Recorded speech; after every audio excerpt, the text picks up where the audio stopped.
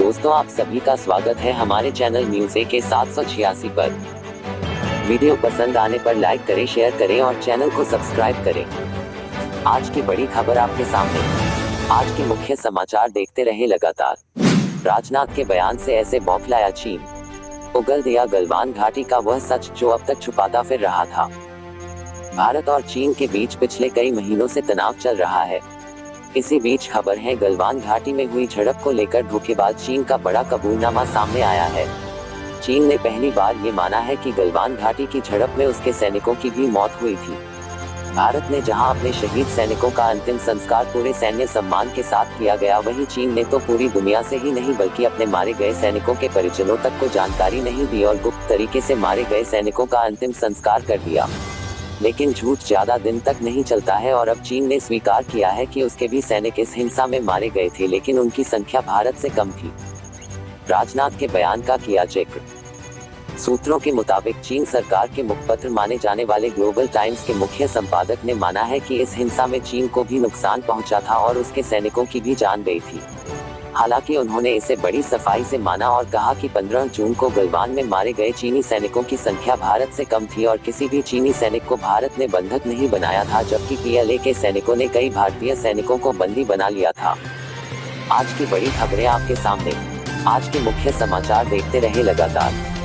वायुसेना के jet fighter ने लिपुलेख मिलम सीमा पर भरी उड़ान, 24 घंटे गश्त कर रहे जवान। लद्दाख में चीनी सैनिकों की घुसपैठ की कोशिश और सीमा पार चल रही गतिविधियों को देखते हुए भारतीय सुरक्षा एजेंसियां चौकन्नी हैं। भारतीय वायुसेना के जेट फाइटर ने दुश्मन की गतिविधियों पर नजर रखने के लिए शुक्रवार को भी लिपुलेख मिलम सीमा पर उड़ान भरी। सीमा पार चीनी सैनिकों का जमावड़ा बढ़ने और वहां पर तमाम तरह की सैन्य गतिविधियों की जानकारी के बाद भारतीय सुरक्षा एजेंसियां भी सतर्क हैं। सुरक्षा एजेंसियों के जवान मिलम से लिपुलेख तक 24 घंटे गश्त कर रहे हैं। चीन की किसी भी हरकत का मुंहतोड़ जवाब देने के लिए काला पानी से लेकर लिपुलेख तक पर्याप्त संख्या में सेना और अर्धसैनिक बलों के जवान तैनात किए गए हैं। उत्तराखंड से लगी चीन सीमा पर भारतीय सेना की पहुंच हुई आसान, रिमखिम तक पहुंचाई सड़क। भारतीय सुरक्षा एजेंसियों के अधिकारी भी समय समय पर सीमा पर स्थित बॉर्डर आउटपोस्टों और चौकियों का निरीक्षण कर रहे हैं। लिपुलेख सीमा पर चीन की ओर से अभी तक किसी तरह की कोई भी हरकत नहीं की गई है। भारतीय सुरक्षा एजेंसियों के जवान जमीनी गश्त तो कर ही रहे हैं, वायुसेना के जेट फाइटर भी दुश्मन की गतिविधियों पर नजर रखने के लिए सीमा पर उड़ान भर रहे हैं। सैन्य साजो सामान के साथ संचार उपकरणों से भी लैस इस समय चीन के साथ साथ नेपाल भी बौखलाया हुआ है। भारत के कैलाश मानसरोवर मार्ग में लिपुलेख तक सड़क पहुंचाने के बाद नेपाल ने न केवल भारतीय क्षेत्र कालापानी, लिपुलेख और लिम्पियाधुरा को अपना बताया है, बल्कि भारतीय सीमा पर नई BOP खोलकर सेना के जवान तैनात कर दिए।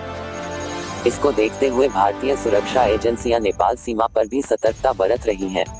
सूत्रों के अनुसार धारचूला से कालापानी तक गश्त करने वाले सुरक्षा बलों के जवानों को सैन्य साजो सामान के साथ ही संचार उपकरण भी उपलब्ध कराए गए हैं, ताकि किसी तरह की गतिविधि की जानकारी समय पर मिल सके। सुरक्षा एजेंसियों की ओर से सीमा पर होने वाली हर तरह की गतिविधि की जानकारी केंद्र को दी जा रही है। आज की बड़ी खबरें आपके सामने। आज के मुख्य समाचार देखते रहे लगातार। भारत चीन की सेना के बीच अब चंद कदमों की दूरी, हवा में फायरिंग कर एक दूसरे को दी चेतावनी। भारतीय और चीनी विदेश मंत्रियों के विवादित सीमा पर तनाव कम करने के लिए सहमत होने के बाद भी दोनों देशों की सेना पूर्वी लद्दाख की पैंगोंग झील, पंगोंग लेक लद्दाख के पास 4 स्थानों पर राइफल रेंज चंद कदमों की दूरी में है। सेना के एक वरिष्ठ अधिकारी ने यह जानकारी दी। चिंता की बात यह है कि कम से कम एक जगह पर दोनों सेनाएं बिल्कुल आमने सामने हैं। यह वही जगह है जहां सैन्य स्तरीय वार्ता, मिलिट्री लेवल टॉक्स के बाद सैनिक पीछे हटे थे। अब दोनों सेनाओं के बीच आमने सामने की स्थिति ऐसे समय में हुई है जब चीन की ओर से अगली वरिष्ठ सैन्य स्तरीय वार्ता की तारीख का संकेत देना बाकी है। सूत्र ने कहा, इन स्थानों पर सेना और सामग्री कुछ मीटर की दूरी पर है। उन्होंने कहा कि वे झील के दक्षिणी किनारे पर 3 स्थानों पर तैनात हैं, जबकि उत्तर में एक स्थान पर तैनात हैं। 100 मीटर की दूरी पर हैं दोनों सेनाएं। चीनी पीपुल्स लिबरेशन आर्मी प्लाप ने इस महीने की शुरुआत में फिंगर 3 और फिंगर 4 के बीच के क्षेत्र पर कब्जे के प्रयास किए, जिसकी वजह से हवा में लगभग 200 राउंड फायरिंग हुई। इसके बाद दोनों सेनाएं अब कुछ 100 मीटर की दूरी पर हैं।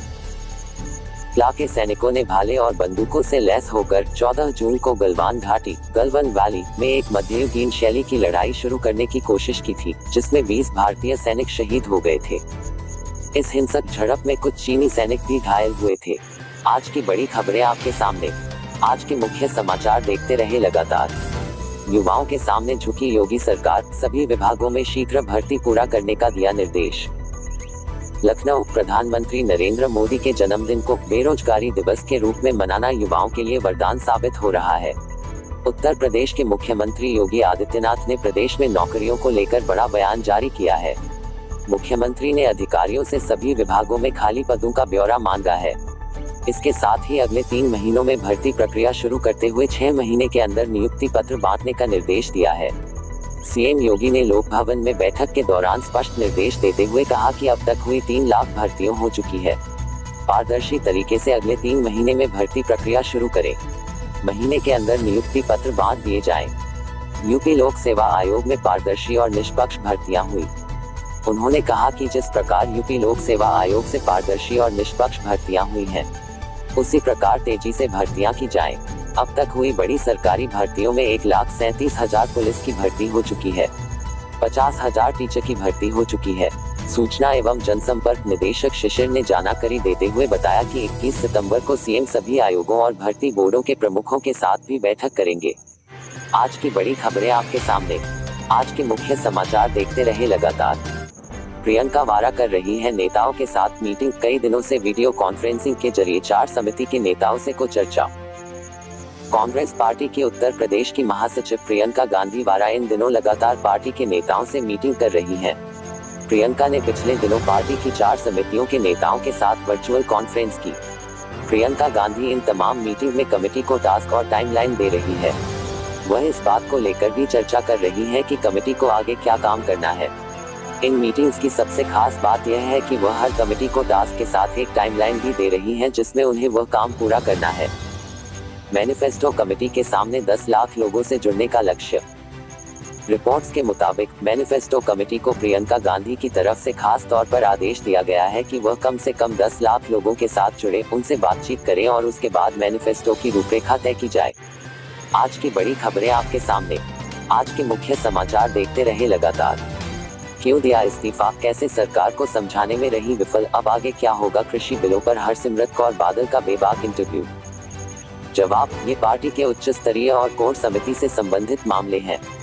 मैं केवल यह कह सकती हूँ कि गठबंधन बरकरार है और मैं सरकार से बाहर हो गई हूँ, क्योंकि मैं अपने मंत्रिमंडल के सहयोगियों को अपने राज्य से संबंधित बहुत संवेदनशील मुद्दे पर समझाने में विफल रही हूँ।